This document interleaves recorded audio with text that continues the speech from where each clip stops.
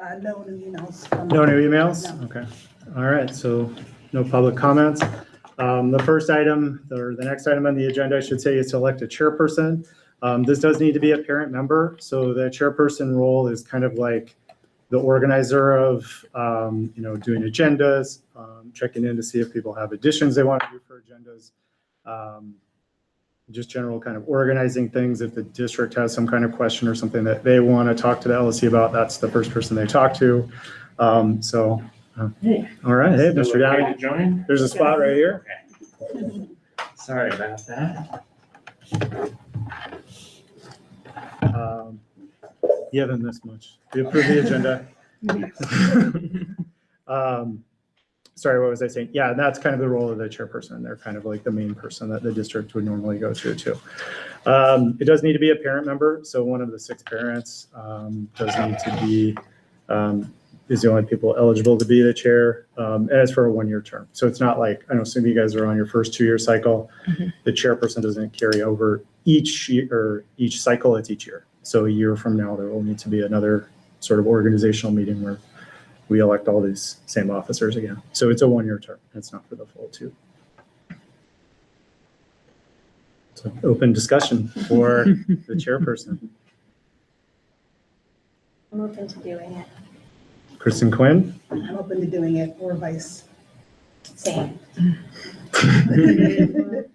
Easy. I nominate only because you've done it already, and like chair and vice, just to see how it works out. That would be my suggestion. Well, we do have to wait to do the vice chair. We can't do it all in one. But No, I'm just talking. I'm sorry, I didn't see what you. I was just saying, since she's already done it before, and she wanted to be up, so we can kind of like see if this is what she wants to do. Like Workowski said, this is 2-year, the 1-year thing. Right, So right. you're like, yeah, let's step in, and you have already had the experience, and you can jump in. Yeah, Right, that's great.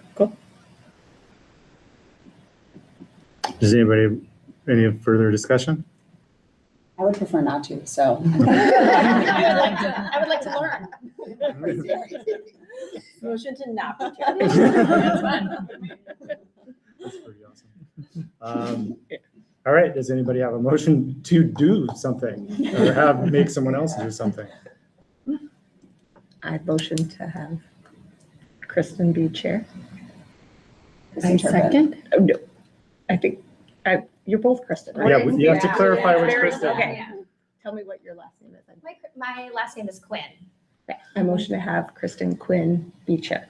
I think we were talking about switching Oh, I the thought other it was way. the other We way. can do Yeah. that, but I thought you just that's said- be a practice. And Kristen Hansen was I last take chair for a year. And sort of like Learn. learn. Learn. Oh, got it. I motion for Apprentice, Kristen. if you Sorry, I'm will. saying this all wrong. That's why I was like trying to figure out what was going on. I motion to have Kristen Hansen be chair. Yeah, I second. All right. This one should be a roll call vote. Sometimes we can just do the yeas and nays, but for all of these, we need to do roll call. So Kristen Hansen Turpin. Aye. Allison Howlett, Yes.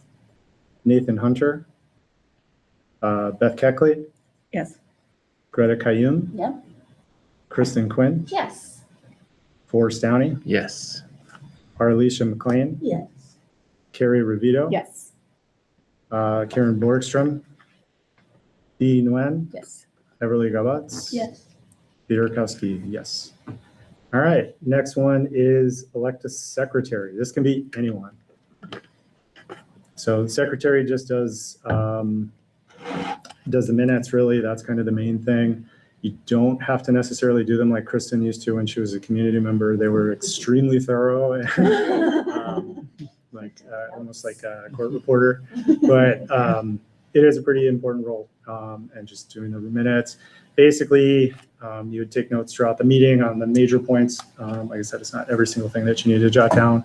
And then we try to share those ahead of the next meeting before they're officially approved and then become like a meeting record in that way.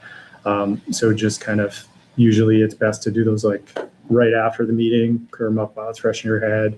You do have the videos that you can go back to too later if you want to double check and see like, did I hear that right or whatever. So the next one is Secretary Ms. McLean did it last year. I wouldn't mind doing it again. Motion and Ms. McLean do it again. Second.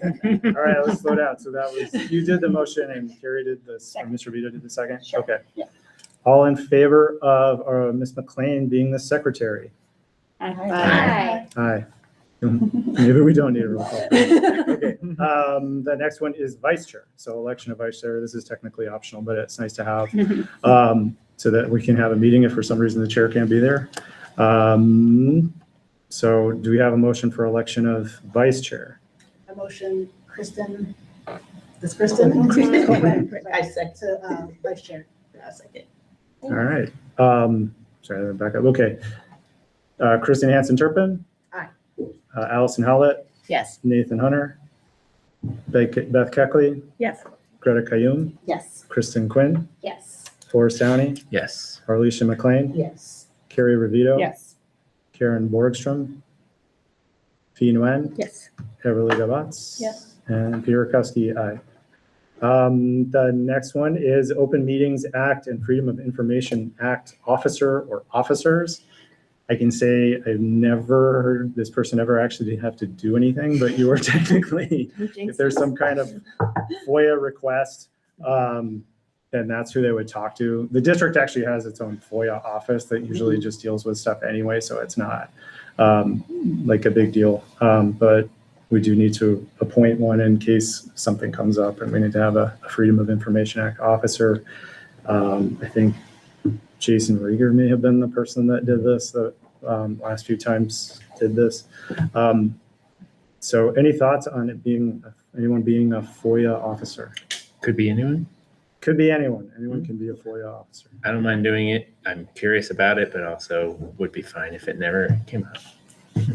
I feel the same. I motion for Forrest Downey to be the FOIA officer. I second. Second, give it to Fee this time.